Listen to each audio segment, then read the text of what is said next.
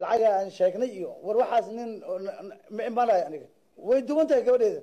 sidaas darteeda haddii cadaaladdan la waayo ama ay daado banaanka aan soo dhigayaa guri. Assalaamu calaykum subax wanaagsan maalin wanaagsan dhammaan asxaabta meel walba adduunka joogtiin isu soo naqad dambe xiiso leh waa aniga walaalkiin Maxamed Buskud halka toos nagala socotaan waa channelkeena Maxamed Buskud official haddii aad nagu cusubta oo ay tahay markuu wareysano soo booqatay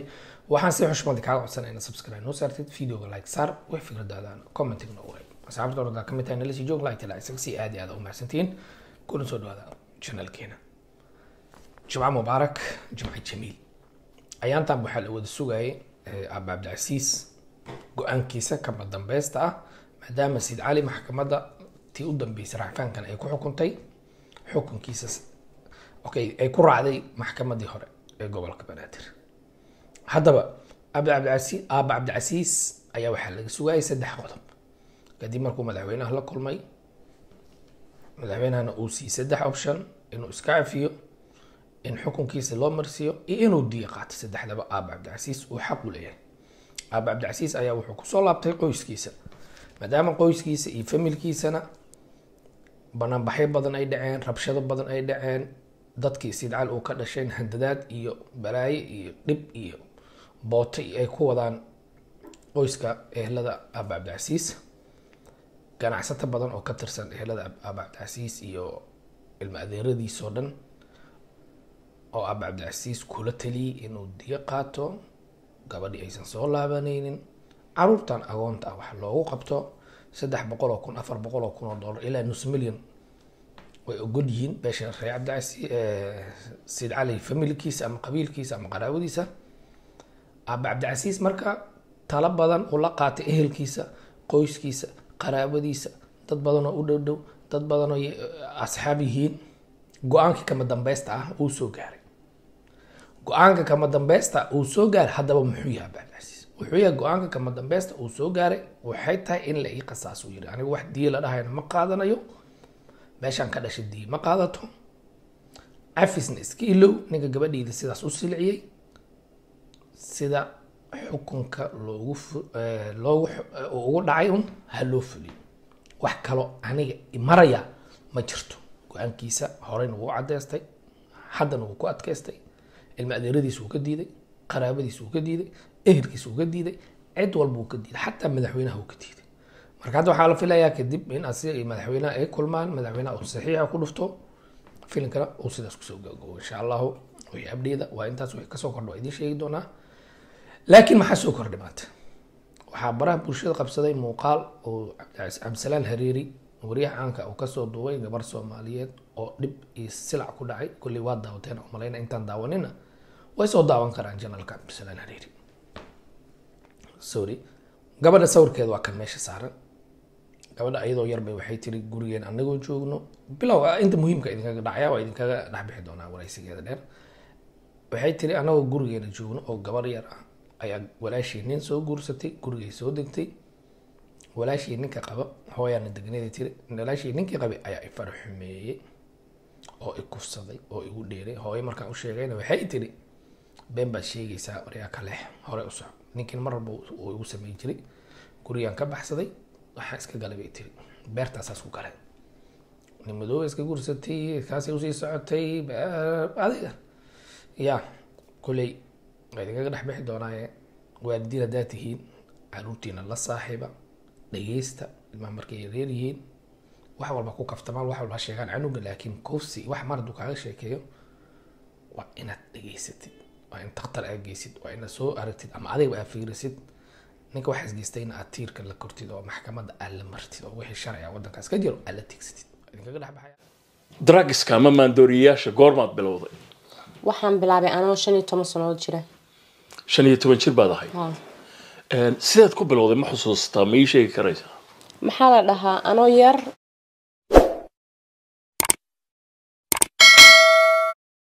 yar waalidkii la degan ay hooyadii soo dejisay maxaa la dhahaa walaashii ninka qaba xaafadda aniga walaashiina farxumeeyay anigana markaan waalidkaygaan u sheegay hooyaday ay ku dhahday been baa sheegaysaa ana xaafadoon ka orday ilaa maanta xaafadeedoon ka maqanahay la dhahaa anoo yar waalidkii la degan ay hooyadii soo dejisay maxaa la dhahaa walaashii ninka qaba xaafadda aniga walaashiina farxumeeyey anigana markaan waalidkaygaan u sheegay hooyaday ay ku dhahday been baa sheegaysaa ana xaafadoon ka orday ilaa maanta xaafadeeda oon ka maqanayay laakiin waa hooye maxaan sameeyaa ninkaasi ma Soomaali weeyaan ma maqlaysaa dadka hoosta jooga yadi maqashan aniga dadkan ida saaran meesha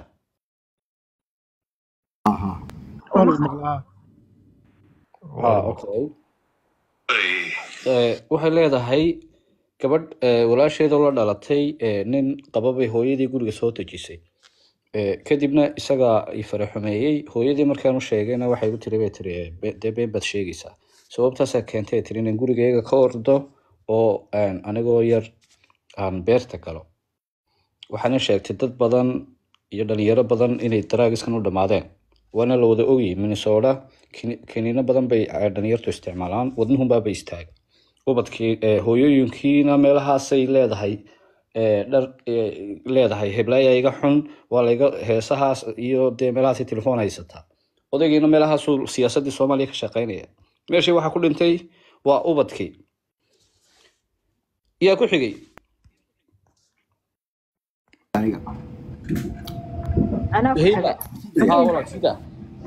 أنا كحجة ها سيدا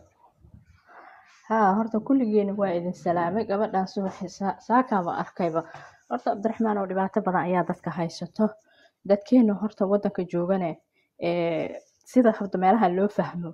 dad badan oo saan camal way joogaan horta wadanka faraxumeyntaana waqti fog bay socotay laakiin dhibaatadan haysato waxay tahay cunuga markuu soo dacwoodo yaa u garaaba qof u garaabayo ma jirto waxaan wax ka badan way sii jiraan wadanka anigu horta hooyooyinka waxaan dhihi lahaa guriga aad dadka banaanka aad soo dejinaysiin iska dhaafa mid adigu ku qabo haduusan aabahood ahayn ha soo dejinin abtigan iyo adeerkan iyo wuxuu dhalay iyo wixii dhalay iyo waxa ila meeraysada iska daaya waayo dadka ma taqaan waxa jirta hadda adduunyo hor lahaa la keenay oo la dhuuqo la cabo ayee dadka anaga kaliya qamriga kaliya fahanaa moogta waxyaalo badan aa jiro marka ma naqaan qofka wuxuu isticmaalayo marka waxaan dhihi horta hore ilmahan inaadan guriga aad u keenin waa mid ilmahan markaad saansaankiisa iyo nuuciisa aragtidna waxaan bal fiiri meesha ka timteeda kale cunugu ku soo dacwooday wuxuu ku yiri saana dhacday si aamus horta aamus taana banacayba aamus wax la dhaho ma jirto qofkii lagu dhahay qofkaana igu sameeyo hooyada waxay ahayd ninka inay meel saartay ahayd والله كانوا كلا أنا أقرأ ولا دعسي لها أدوك بقى وما تجين كانوا كلا وهاي عنق يرو مسكين أنتو جرج أنت أصلا مرتكو أهلين قبل قبائل ده اسكو صدا جريها قبل هي كان ده متعوية نيو آخرا جاي لها كان وكحاضر لها والله لكن السومالية هرتني دي هنا فرا قربه هنا إبا يالو وده كان واحد بدنا يالو أنا قبل أن درسين واحد سنة والله ولقي قبل اسمه له عدة وشقيني في ويلكو ذا ياكف صدا hooyadiisana iyada dagaal siisay tirnaaya been baa ka sheegaysa wiilkeyga iyada la sii garaacay ka war marka way jirtaa waxaana dhan way jiraan laakiin aan waxaan dhihi lahaa cunuga dhageysta qofku ka dacwoonaanay ka qabto waa laga qaban karaa waana ka baxay way هلا سولو السلام عليكم عليكم السلام ورحمة الله وبركاته لما أنت عاد ويدي سلامي waxaan u mahadnaqayaa ilaahay subxaana watacaala waaxidka axadka maasha allah cabdisalaam hereeri barnaamij qurux badan oo bulshada uu soo bandhigay mashaakilka ku dhacda Soomaalida qurbaha joogta meel khayr hasiyo cabdisalaam hereeri waxa weeyaan horta dhaqan uma lihin Soomaali ahaan ina nin maxay haday inan qaba guriga la keeno taasi Soomaali dhaqan ma laha وانا problem aad weyn ninka gabadha guursaday de guri hadajisto waa kow adigu siday inantu tirahdayba xataa hooyada hadii maxay haday taasi dhacdo ubadkeeda waa inay ilaashato waaba dhacdayba ubadkaaga waa inaad ilaashatid waayo maxay haday first time kale isku guursado waa ina ubad wanaagsan oo muslimiin ah dhashid ubad wanaagsan oo muslimiina inaad dhashid ayaa waxa weeye first fall laysku guursadaa waxa weeye sababta ugu horeysa ilaahay wina weydiinaya ubadkan inta sidaad sheegtay loo labiso cunto la siinayo la oranayo socda subxaanallah talabaad iminka hooyooyinka waqti xaadirkan caruurtooda way hor cararaan markuu macalinku soo dilo bal macalinkii wuxuu ku dilayaa qur'aan waad hor cararaysaa haddii iminka maxaaday iminkana markay maxaaday waxyaabaha inantu la timaado amba maxaaday wiilku la imaado oo wax kuu sheego maxaad u hor carar weyday maxaad ugu qabo weyday dulmiga ila waad aragtaa inuu maxaaday dilis maaha dilisti macalinka kale maaha horta ma ila aragteen waxaas hooyooyinka ubadkooda xataa deriska markay ka soo cawdaan maxaaday way horboodaan macalinka qur'aanka way horboodaan caruurtooda tan maxaad u horbood weyday maxaad u nixi weyday marka ilmaha yar waxaa kuu sheego waa problem ina haysta hooyooyinka waqtigan taagan ilaahay maxaad soo hadeeyo xuquuq waalideyn waa jira xuquuq waalideedna wuu jira iminka inantan dee hooyadeed maxaaday iyo waalidkeedba maxaaday subxaanallah jariimad bay ka galeen ayagaa first of all maxaaday dembiga la weydiinaya alxamdulilah hadday soo noqotaanay ku dhiman qaar badan oo dhintay baa la sheegayay alxamdulilah hadday toobad keentay ilaahay ha ku simo toobada hidaayadna iyo caafimaadna waanu weydiinaynaa waxaan daroogadu maskaxda ugu horeen ay qabsataa dheecaamada maskaxda marka way adag tahay aad bay u adag tahay inuu qofku kasoo kabdo marka insha allah bidnillah waxaa u rajeynaynaa khayr fara badan tarbiyadana wanaajiya layskuma guursado rag iyo dumar bay nahay may taa layskuma guursado waxaa laysku guursadaa tarbiyad iyo caruur ubad wanaagsan oo la keenaya dunida waay والله بوي به ني horta aad baan idin salaamaadiyo maxkamadda iyo dhammaan dadka howlo yar shaqeeyna ku jiray shaqada dad ku jirtaan soo qabsanina marka hoosta jooga dadka shaqooyinka ku jira iyo wax yar ma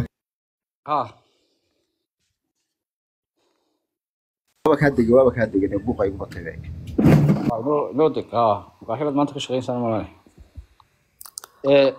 سيدة ولا سعدية سعدو السلام عليكم ورحمة جمعة وناكسم وإذن السلام ورحمة الله وبركاته هرتا دمانتي وإذن سلامة معناتي جمعة خير كذي بركة الله النصية مركا لواد برنامج كان قبل أن وصوفي صدرنتي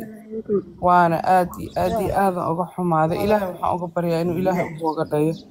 والد كيدن إلهي حق التوسية قبل أن وحاوي وإني نقطو يعني تصالح آدي مهم واه كان إتفهم سنة أيضا جرا يا ولا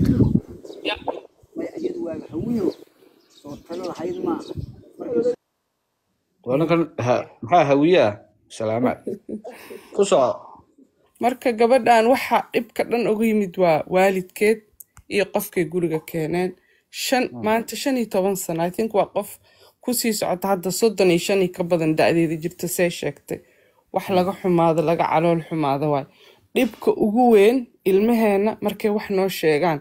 ma aamino ilmaha yar ma ogtihiin kuwa yar ma ogiinayna been iska sheegin waliba markay dhinacaas faraxumeenta ku timaado iyo nimanka ajnabiga guriga la keenaa kula dhalanin dumaashi walaasha qabo runtii waa wax in aad iyo aad looga feejignaado u baahan ninkaas hadda waxaa laga yaabaa waa la iska daayay adduunkiisuu maray ayada kadib waxaa laga yaabaa intaasoo ilmood oo yaryar inuu noloshooda galaaftay war laga haynin hooyadii aabbaha waxay ahayd waddan sharci lahay joogaan markiiba inay sharciga la tiigsadaan gabadhooda therapy u raadiyaan way u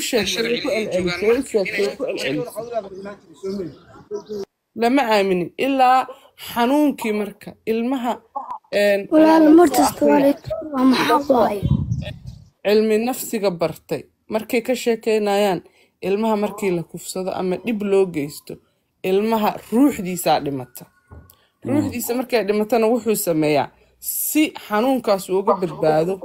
ilmihii wuxuu baran daraago wuxuu baran gabdhaha waxay bartaan jidadkii inay istaagaan gurigii iyo naxariistii iyo waalidkii iyo meeshii ay u soo carareen oo u sheegtay gabadhii hooyada dhibkii ku dhacay markii la yiraahdo ayaa been baa sheegaysaa maxaa waxaas ku baray xaggee ka keentay diin islaam kuma jirto bini aadanimo kuma jirto I don't know dadkeena meesha ka keeneen in ilmihii la aaminin bal qofkaana warayso akhtar ilmihii la geeyo la baaro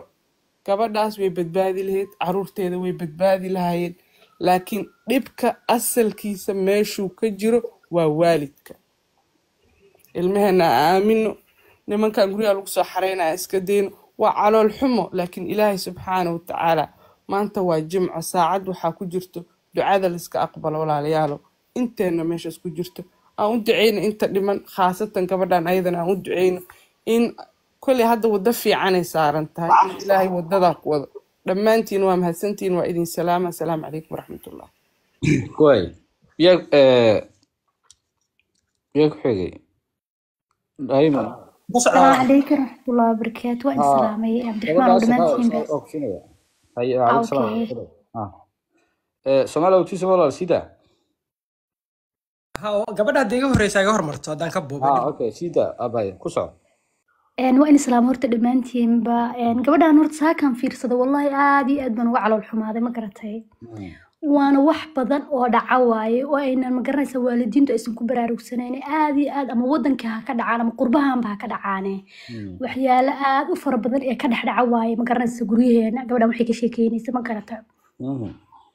aniga waxaan usoo taagnaa gabar yar ee tiraaday adeerkaygii oo hooyadii qaba farxumeeyey haddana ay hooyadeed aysan ogolayn ay leedahay waxay sheegaysaa waa been marka waxyaalahaas oo kaleeto waa waxyaalo loo baahan yahay in waalidiintu ku baraarugaan ilmahooda mar walba dhageystaan maxay ahaateen waayo ilmaha yaryar been ma sheegaan intooda badan weliba ilmaha qurbaha ku dhasha cabdiraxmaan oo boqolkiiba been ma sheegaan wax walba waxay ka hadlaan xaqiiqdii ka hadlaan ma garatay marka gabadhaas waxaan leeyahay ilaahay subxaanahu watacaala horta ha u booga dhigo ha u booga dhayo oo dhibaatada gaartay allah subxaanahu watacaala qalbiga ha u dejiyo waana qof wanaagsan oo qalbi wanaagsan bay u eg tahay sababtoo ah dhibaatadii maadaaba ay tiri waan kasoo kabtay oo waxa waa mataqaan haddana weli ay xijaabantahay xijaabkeeda xiranta weli qof muslim siita iyadoo intaasoo dhibaataa kusoo dhacday iyadoo daraaga soo baratay iyadoo dhibaato weyn ku dhacday marka ani waxaan dhihi lahaa waalidiinta fadhiga ka kaca ilmihiina indhaha u fura ilmihiina dhegeysta wax kasta ilmahaaga uu kuu sheego waa inaad maxay tahay aad u foojignaata aad eegtaa ilmahaagan wuxuu sheegay inaysan wax been ahayn waayo ilmaha yarkaa been ma sheegaan inaga laakiin inteena badan waalidiinteeni horeeto inkastoo dadka hadda dhalinyaradana ah iyo dadka waalidiinteeni hore ay kala duwan yihiin oo waxa waaye waalidiintii horeeto inta badan waxa waaye mataqaanaayo ilmaha maba dhegeysan jirin laakiin hadda jiilka cusub way dhegeystaan ilmahooda inta badan oo psychology-ga baratay cilmiga psychology-ga baratay oo wax fahansan oo og ilmahooda dhegeysiga inuu wuxuu u taraayo og marka ani waxaan dhihi lahaa waalidiinta ku baraaruga oo ogaada ilmihiina kan inaad mar walba la socotaan xaaladiisa oo wax walba oo kusoo kordha aad wareysataaniin ilmo isagoo aan kuu sheeginba wax waa in adiga wareysan kartid ilmahaaga waa dhihi kartid maanta maalintaadi ka waran maxaa kugu soo kordhay maxaad dareemaysaa waa in aad maxay tahay qofkan adiga adduunka keentay ilaahay subxaanahu watacaala mas-uul buu kaaga dhigay marka waa inaan mas-uuliyad aynu kasoo bixi karno waalid ahaan marka intaasaa dhihi lahaa aadna waa inay salaamaa dhammaantiina way walaal sida samaal awtiis ma ku soco assalaamu calaykum dhammaan waan islaam walaashii hadda hadlaysa waan ku raacsanahay laakiin wax yar inaan ku daraan rabaa niyo abusku uu batay weliba caruurta uu ku badan yahay caruurtana markay dhalinyaro noqdaan balwadda waxay u isticmaalaan iswilowshiin way isiloobinayaan xanuunka ku soo dhacay walaal qofka safiya u saaran muudka yara gashay codka igu soo laabanay safiya ha walaal mid yar galahay marka way dhacdaa hadda bari baa waxaan ka shaqeynayaa Feltham Youth Offenderska meesha caruurta dhalinyarta under age-ka lagu hayo xabsiyada waxaan la kulmay almost 30 wiil oo yar oo 18 jir ka yar oo yiri waa la soo farxumay waana wiilal marka dhibku wuu jiraa dhibkan wuxuu London London waa Feltham Youth Offenders baa la marka 30 wiil oo 18 jir ka yar oo yiraahdo waa la soo farxumay marka tiraadin iyo ku soo farxumay qaar ku dhahay abti qaar ku dhahayo hooyadeeda ninka qaba adeerkayga qaar ku dhahay macalinka iskuulka waxyaabo fara badan baa isqaada because dadka caruurta fara xumeeya waxay fiirsadaan qof caruur dayacan hadda waa garanaysaa xaafadda Rinkibi la yiraahdo nin library ka shaqeyn jiro waa la wada yaqaanaa ugu yaraan 100 caruur Soomaaliyeed farxumeeyay dayacan oo dayacnay hadda dadka caruurtaas waa weynaaday walaalo waxaa laga yaabaa hadda dad ila eeg in qaar jiraan 30 jir ah ilaa 9 markii reportkiisa la soo saaray ilaa 9 ilaa dhamaadkii 2000 ayuu farxumeeyay caruurta wuxuu yidhi waxa ka soo bilaabay ilaa imika muddo laga soo bilaabo dhowr iyo 20 sanadood buu waday Soomaalida aad buu u jeclaa Soomaalida aad buu u dhaxgalay waan arkay absolutely marka dayacaan fara badan baa lagu jiro dhibka ka jirana dhibka dayacitaanka wuxuu ka yimaadaa waalidka inay ogaadaan weeye markii la isguursaday waa partnership dadku way isla shaqeeyaan iminka aniga hadda 13 sano soo xaas mihi iminka de maalinna isku dhacnaa xaaskayga maalintan isku dhacnaa shandadeeda ma qaadan karo iskama bixi karo mas'uuliyad badan baa isaaran caruurtii mas'uuliyad iga saaran dalkan joogno waxa way caruurtii waxyaabo badan waliba caruurta marka caruurta baahiyaha gaarka marka leedahana fiiro dheer baa u baahan tahay dabeecado qaaran halin baa jiro dabeecadoodu wax iska bedelaan walaalo igu soo carar ma caruur iska dhal ka bax ma shaqeynayso wallahi billahi dadka qaarkood waxa kula taliya walaal hadana diyaar u ahayn caruur hadalin enjoy your life nolosha iska qaado hatta iska guursada laakiin ilmaha isku dhalina hadad fahamsaneen caruurta adduunka keenaysa hadad fahamsaneen and you're not prepared for it and you don't have the mentality financially aku deal garaynin caruurha isku dhalin so wallahi it's a scary time waqti cabsi baa lagu jira حتى عروت جروب إنه حلقة سمية سناب شات كانوا قصة سمية عروت سناب شات كده وأنا لا صعتها تلفون كده لا صعتها هذا دليل تيرودن وي وده مقيه هنا أنا ده كم بقوله إنا يربى أركز على الجروب يستشوجع عبسنا يوم محكمة ولا مركز الإسلام حكى عبسنا ساب تلفون سناب كان لا صعتها حليه وحبل هذا دي هذا ما لنا والله بالله محكمة بيكم بشيء أنا إنك كيلا وجينا وحنا أركز سجال تشير ويل كي جلأك وحشيشات شباب لو قلني نكنا هاي فافي السنة يعني. واي. وحسنا ده ماذي هو ينكر yes هو ينكر we love them قبلها سومالي I have a lot of respect for them but please make sure ويل كهداد كلاتكتين responsibility هسلقاتها وقتها هايستو أنا وقتها هايستو get him involved حتى ننهدا براني ساعتها نينك على صوب باروي حويه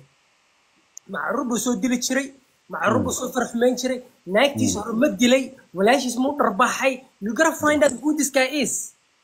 and obviously نينكي أكلة تكتينا he has to know نينكان يويه because أبد كيسوي هذا ما دي كرت لبدين بابري اسكو حناقي حناق بانو هيا وانسي وذي هوش مش قينيسو but please وانسي وحنو anybody that have children أكلة تيا وحنقوله the only thing I'm gonna share with you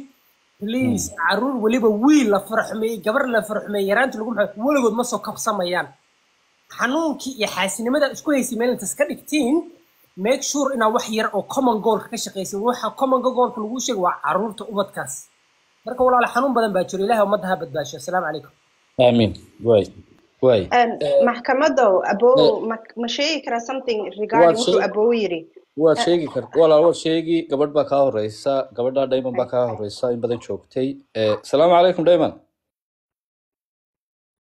Diamond haddaadan joogo walaal hoos baan kugu dejinaya qof kalaan siinaya okay Safiya walaal soo dhow hello hi assalamu alaikum everyone calaykum salaam walaal soo dhow wiilka wuxuu sheegay I agree with him 100% ani naftirkii ciyaalan la shaqeeyaa mental health hospital badanaa ciyaalka aan aragna waxaa waaye waalidiinta so wuxuu sheegay 100% I agree ilmaha markay yaryaryiin waalidka kala tagay and not only that waalidka waalidiinta xataa markay la joogaan oo ay aad u shaqeeyaan ee guriga joogin cunug 10 jira guriga looga tagaa ismaamulaa la dhahaa waxaas waa neglect waxyaalahaas ay ka imaadaan badanaa I think so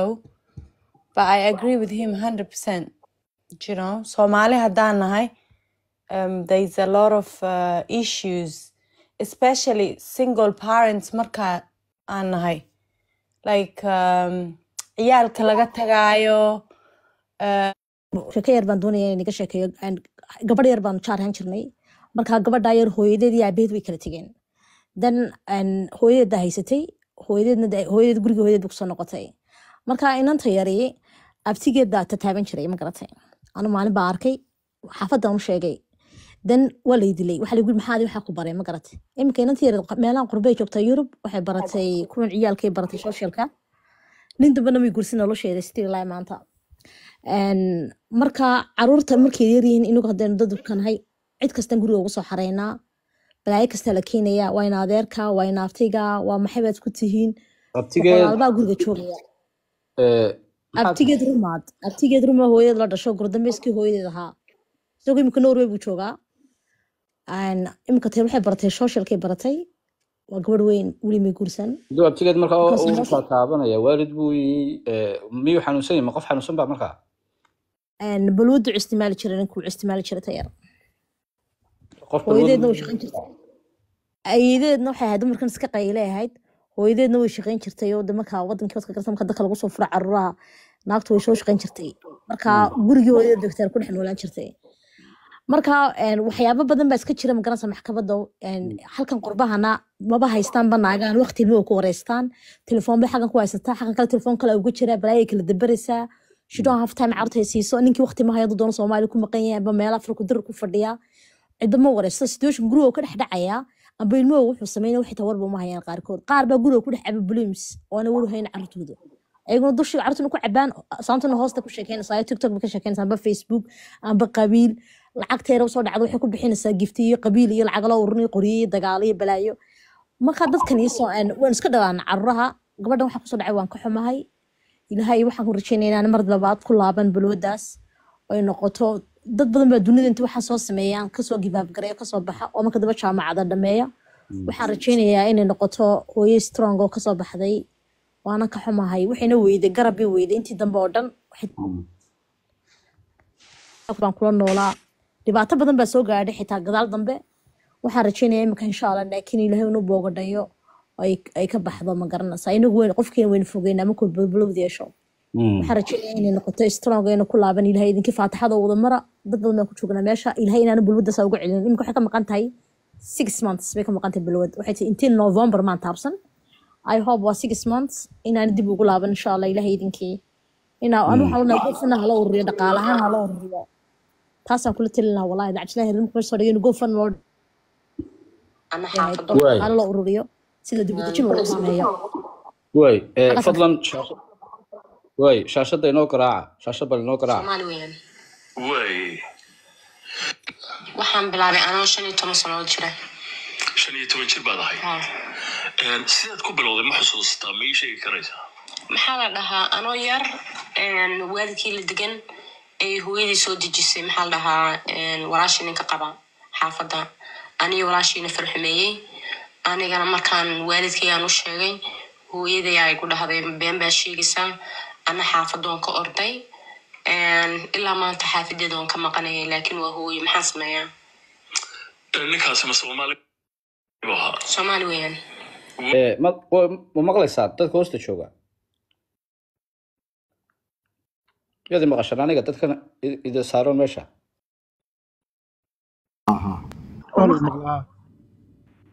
أوكي. waxay leedahay gabadh walaasheeda la dhalatay nin qababay hooyadii guriga soo dejisay kadibna isaga ay faraxumeeyay hooyadii markaan u sheegayna waxay u tiri dee been baad sheegaysaa sababtaas keentay tiri in gurigayga ka ordo oo anigoo yar aan beerta galo waxaana sheegtay dad badan iyo dhalinyaro badan inay daraagiskan u dhamaadeen waana la wada ogyahay Minnesota kiniino badan bay dhalinyartu isticmaalaan wadnuhunbaa bay istaaga ubadkii hooyooyinkiina meelahaasay leedahay dhar leedahay heblaaya iga xun waa layga heesahaas iyo dee meelahaasay telefoon haysataa odaygiina meelahaasuu siyaasaddii Soomaaliya ka shaqaynaya meeshii waxaa ku dhintay waa ubadkii yaa ku xigay